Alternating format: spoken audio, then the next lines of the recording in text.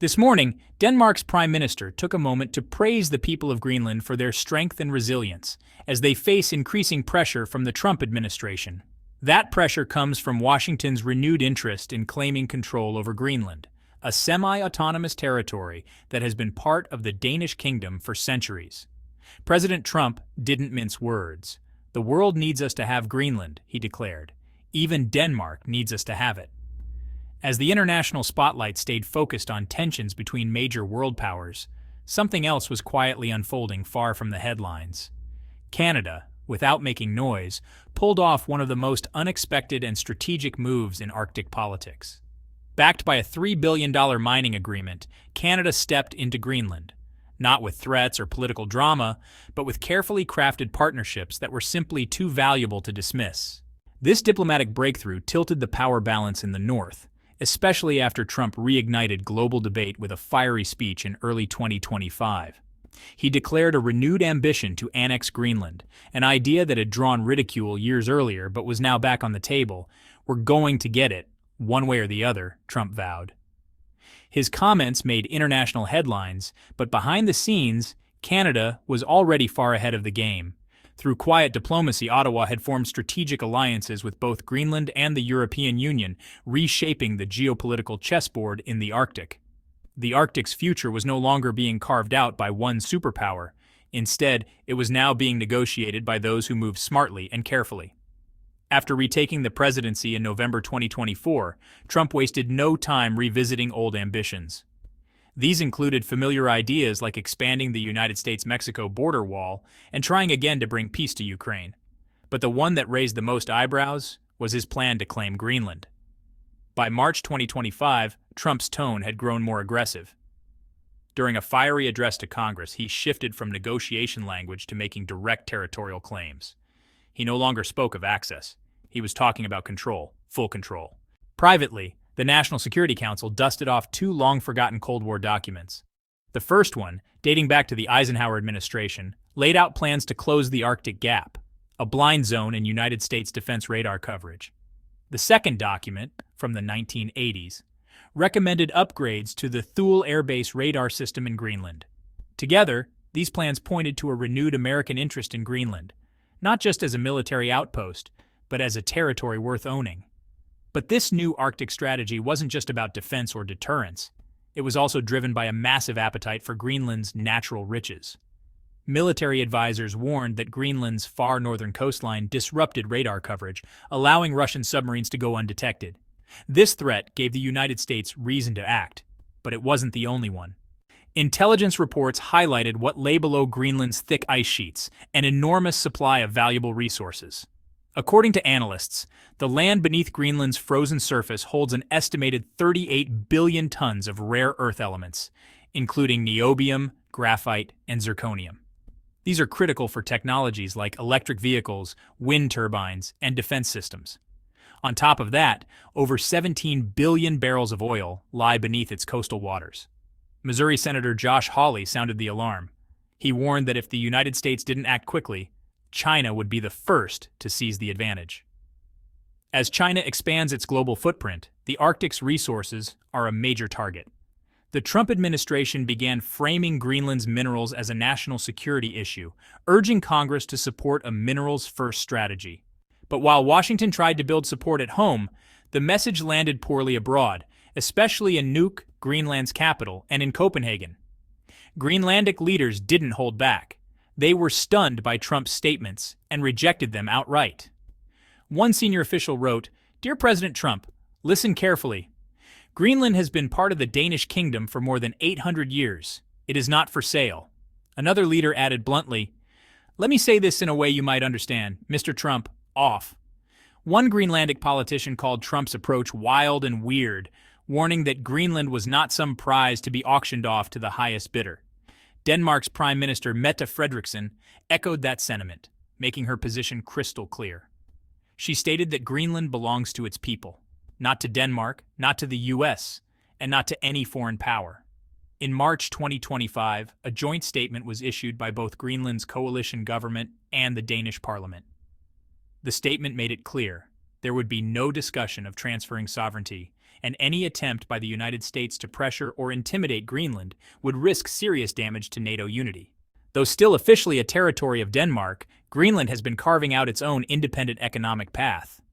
In recent years, it has strengthened its ties with Europe, especially after the European Union passed the Critical Raw Materials Act in 2023, which emphasized sourcing key minerals from trusted democratic partners. This shift in policy opened the door to massive investments from Canadian companies. Two firms, Greenland Resources Incorporated and Amarok Minerals, became pioneers in this new Arctic era. Together, they secured a $3 billion agreement that would reshape the region's economic future. Greenland Resources, a company previously focused on molybdenum projects in Ontario, saw a golden opportunity. Molybdenum is essential for creating high-strength steel, a material in high demand across Europe. So, the company pivoted and began exploring opportunities in Greenland. By the end of 2024, the company had signed a letter of intent with the European Investment Bank's Green Fund, supported by Denmark's own export credit agency. What started as a quiet move by Canada ended up shifting the entire trajectory of Arctic geopolitics. While Trump shouted, others signed. And while Washington pushed, Ottawa partnered. In the end, the Arctic wasn't won by the loudest voice, but by those who understood that in today's world, power isn't just about force. It's about strategy, timing, and respect. By March 2025, the geopolitical game in the Arctic reached a boiling point. And this time, the United States was not the one making the big moves. Greenland's government made a historic decision by granting a 30-year mining license to a major firm, allowing large-scale extraction of valuable minerals. What shocked many in Washington wasn't the license itself, but who benefited from it. Rather than directing exports to North America, Greenland chose to send the minerals straight to Europe, with a heavy emphasis on serving the steel manufacturing sector. For the U.S., this wasn't just a trade decision. It was a symbolic and strategic snub, leaving Washington on the sidelines while a new Arctic alliance was taking shape. But that was just the beginning. At the same time, Amarok Minerals, a Canadian-based exploration company publicly traded in Toronto, Reykjavik, and London, made a bold announcement. They were reviving the Nalunark Gold Project, a site in Greenland that had long sat idle due to harsh terrain and logistical challenges. But thanks to a fresh wave of capital, the project was coming back to life. Amarok's funding round raised an impressive £45 million. The money came from a mix of public and private sources, including Denmark's sovereign investment arm, Norway's state pension fund, and major private equity players from the United Kingdom and even the United States. The irony couldn't have been more glaring. While the U.S. government was publicly pushing for stronger influence in Greenland, even floating ideas of territorial annexation, its own private investors were indirectly helping Canadian firms take control of Greenland's resource future. As these developments unfolded, the NATO alliance began to show signs of internal division. While all member states were officially committed to collective security, their economic and strategic interests were clearly drifting apart in the Arctic. Norway quickly aligned itself with Denmark, reinforcing traditional Nordic cooperation. Poland, on the other hand, chose to remain silent, likely to avoid jeopardizing its growing defense partnerships with the United States. But it was Canada that took the most vocal stand. Ottawa issued strong and clear warnings about the dangers of using natural resources as political weapons. In their view, this kind of coercion could trigger a new Cold War in the north. Then came France, which adopted a much more muscular approach. In a surprise move, it dispatched a nuclear submarine to Baffin Bay, right between Canada and Greenland. But France didn't stop at military gestures. It also pledged financial support for building a new international airport in Greenland, signaling its long-term commitment to the region. Europe's message was crystal clear. It was ready to defend its economic future in the Arctic, even if that meant challenging traditional United States dominance. Meanwhile, the consequences of the Canada-EU mining deal quickly spilled over into the American economy. One of the biggest shocks came in the form of molybdenum, a rare but essential element used in everything from electric vehicle frames to nuclear reactors. Suddenly, U.S. companies couldn't access this material as easily, and the timing couldn't have been worse. The Inflation Reduction Act, a cornerstone of America's clean energy transition, relied heavily on domestic battery production. Without a stable supply of critical minerals, the entire system faced bottlenecks and uncertainty. The pressure was also felt by the defense sector. Lockheed Martin was forced to delay key hypersonic missile tests, and Raytheon had to scramble to find new suppliers in Australia and Chile. Greenland's realignment with Europe had created serious vulnerabilities in the U.S. supply chain. This growing instability triggered political backlash on Capitol Hill. Senator Lisa Murkowski of Alaska, a longtime advocate for responsible Arctic policy, warned that rising tensions could backfire, leading to environmental damage, economic fallout, and weakened alliances. At the same time, Democratic senators from the northeastern U.S. introduced a bill calling for collaborative mining agreements with allies, aiming to rebuild lost trust. But even diplomatic efforts faltered.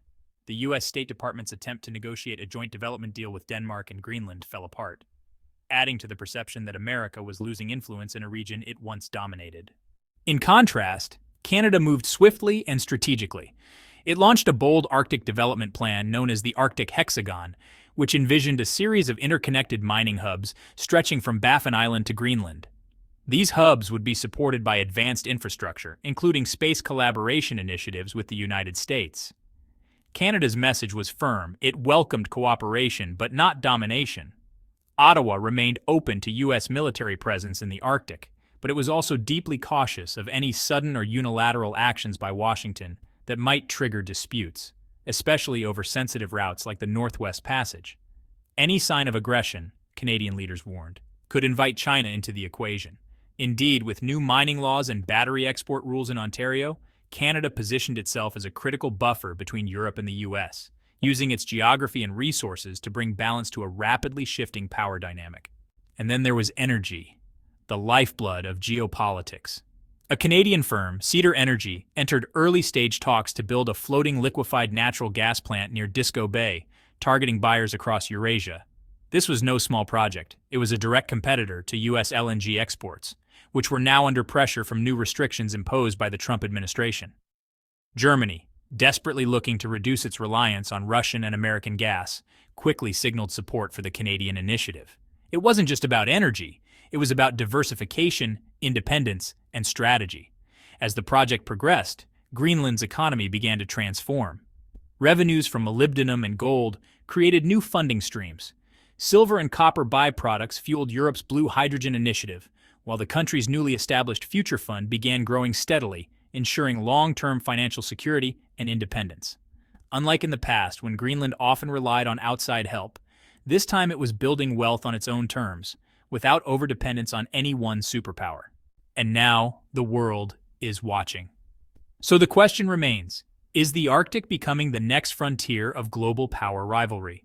And has the old alliance system, built on post-World War II cooperation, finally begun to fracture under resource pressure and climate shifts? Let us know what you think in the comments below. And if this kind of deep geopolitical storytelling is your thing, make sure to hit that subscribe button so you don't miss what's coming next.